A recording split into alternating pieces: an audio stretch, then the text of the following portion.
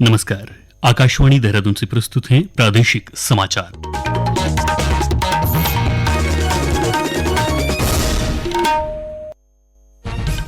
पहले मुख्य समाचार।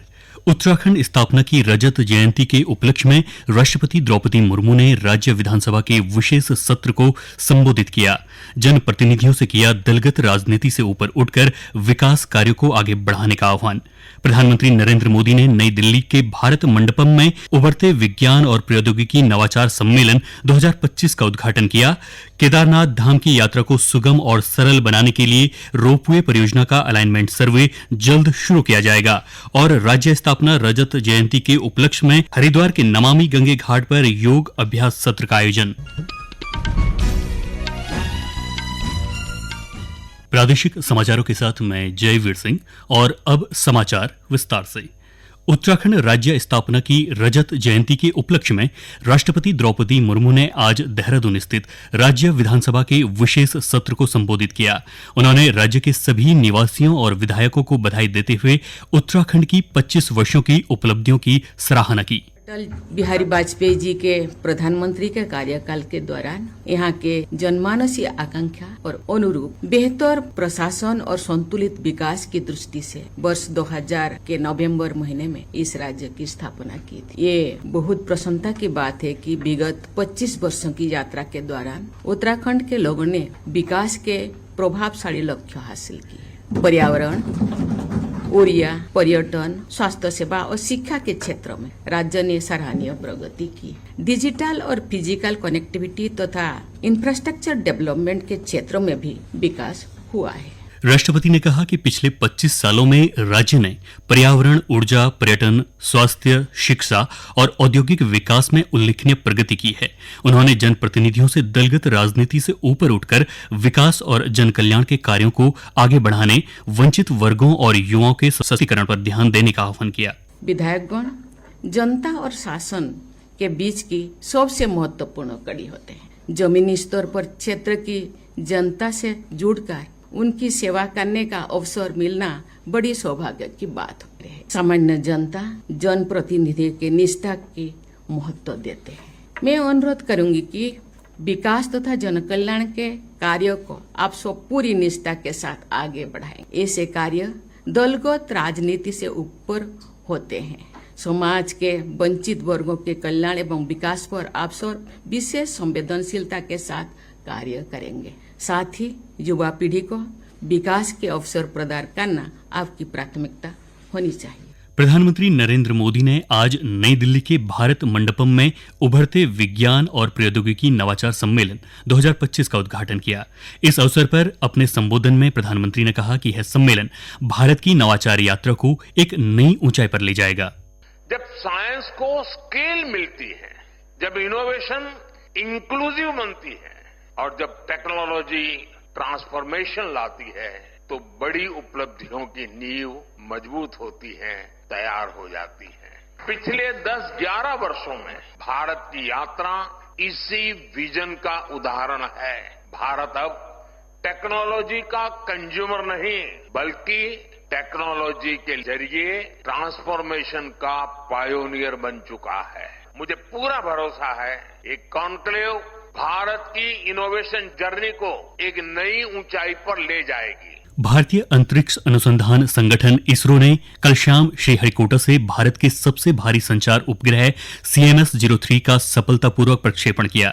भारतीय नौसेना के लिए अब तक का सबसे उन्नत संचार उपग्रह, जिसे LVM-3 M5 रॉकेट के माध्यम से प्रक्षेपित किया गया है, आंध्र प्रदेश के श्रीहरिकोटा स्थित सतीश धवन अंतरिक्ष केंद्र से प्रक्षेपित किया गया।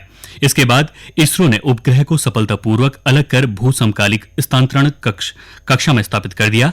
CMS-03 भारतीय नौसेना के अंतरिक्ष आधारित संचार और समुद्री क्षेत्र की निगरानी क्षमताओं को मजबूत करेगा। आकाशवाणी के देहरादून केंद्र से प्रसारित किए जा रहे हैं। ताजा समाचार के लिए आप हमारे सोशल मीडिया X व Facebook page Akashvani news Uttarakhand को फॉलो कर सकते हैं। साथ ही ये समाचार हमारे YouTube channel Akashvani news Uttarakhand पर भी उपलब्ध हैं। केदारनाथ धाम की यात्रा को सुगम और सरल बनाने के लिए रोपवे परियोजना का कार्य प्रगति पर है। रुद्रप्रयाग के जिलाधिकारी प्रतीक जैन ने बताया कि केंद्रीय सड़क परिवहन एवं राजमार्ग मंत्रालय द्वारा सर्वे और टेंडर प्रक्रिया के बाद अब अलाइनमेंट सर्वे का कार्य शुरू किया जाएगा। इसमें करीब 2 महीने का समय लगेगा, जिसके बाद रोपवे निर्माण का फाइनल बजट तैयार किया जाएगा।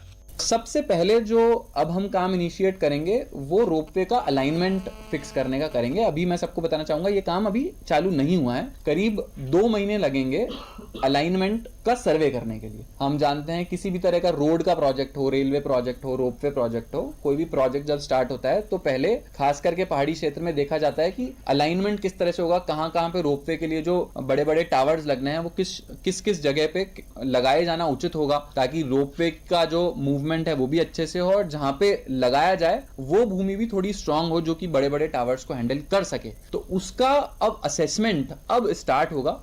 लगभग 13 किलोमीटर लंबे इस रोपवे का निर्माण 2 चरणों में किया जाना है। पहले चरण में गौरीकुंड से केदारनाथ तक करीब 9.7 किलोमीटर लंबे रोपवे का निर्माण होगा, जबकि दूसरे चरण में सोनप्रयाग से गौरीकुंड तक 3.3 किलोमीटर लंबा रोपवे बनाया जाएगा। इस परियोजना की जिम्मेदारी केंद्रीय सड़क परिवहन एवं राजमार्ग मंत्रालय ने राष्ट्रीय राजमार्ग रसद प्रबंधन लिमिटेड को सौंपी है। बीते 2 वर्षों में एजेंसियों ने प्रशासन और वन विभाग के सहयोग से हवाई और भूमिगत सर्वेक्षण सहित सभी औपचारिकताएं पूरी कर ली हैं। इसके लिए कुल 26 हेक्टेयर भूमि का अधिग्रहण किया गया है। निर्माण कार्य को पूरा होने के बाद गौरीकुंड से केदारनाथ की यात्रा केवल 30 मिनट में पूरी की जा सकेगी। उत्तराखंड राज्य स्थापना रजत जयंती के उपलक्ष्य में हरिद्वार के नमामि गंगे घाट पर भव्य योग अभ्यास सत्र का आयोजन किया गया। आयुष एवं आयुष शिक्षा विभाग के तत्वाधान में आयोजित योग अभ्यास सत्र में लगभग 250 प्रतिभागियों ने सहभागिता की। जिला आयुर्वेदिक एवं यूनानी अधिकारी डॉक्टर स्वास्तिक सुरेश ने बताया कि आयुष विभाग के आयुष्मान आरोग्य मंदिरों में प्रतिदिन योग सत्रों का आयोजन किया जाता है, जिससे ग्रामीण क्षेत्र के लोग बड़े पैमाने पर लाभान्वित हो रहे हैं। इस अवसर पर बहादुराबाद, भगवानपुर, नारसन, भगवानपुर, रुड़की और खानपुर सहित सभी ब्लॉकों में योगाभ्यास का आयोजन हुआ। जीएसटी उत्सव के अंतर्गत लागू की गई संशोधित जीएसटी दरों से देश भर के कई क्षेत्रों में लोगों को लाभ हो रहा है। नरेंद्र मोदी सरकार ने इसे 22 सितंबर से शुरू किया था। इस श्रृंखला में आज बात करते हैं कृषि क्षेत्र में नई जीएसटी दरें किसानों के लिए कैसे मददगार साबित हो रही हैं।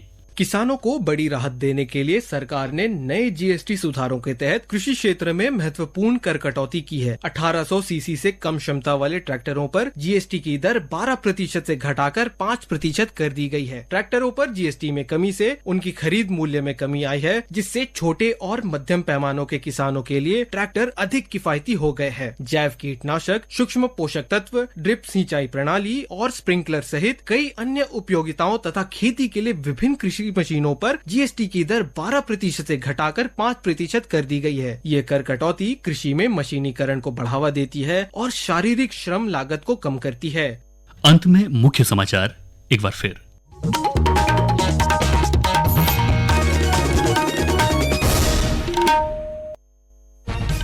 उत्तराखंड स्थापना की रजत जयंती के उपलक्ष्य में राष्ट्रपति द्रौपदी मुर्मू ने राज्य विधानसभा के विशेष सत्र को संबोधित किया।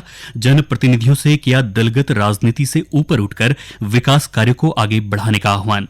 प्रधानमंत्री नरेंद्र मोदी ने नई दिल्ली के भारत मंडपम में उभरते विज्ञान और प्रौद्योगिकी नवाचार सम्मेलन 2025 का उद्घाटन किया। केदारनाथ धाम की यात्रा को सुगम और सरल बनाने के लिए रोपवे परियोजना का अलाइनमेंट सर्वे जल्द शुरू किया जाएगा और राज्य स्थापना रजत जयंती के उपलक्ष्य में हरिद्वार के नमामि गंगे घाट पर योग अभ्यास सत्र का आयोजन। इसके साथ ही प्रादेशिक समाचार का ये अंक समाप्त हुआ। अगला समाचार बुलेटिन शाम 6:30 बजे प्रसारित किया जाएगा। नमस्कार।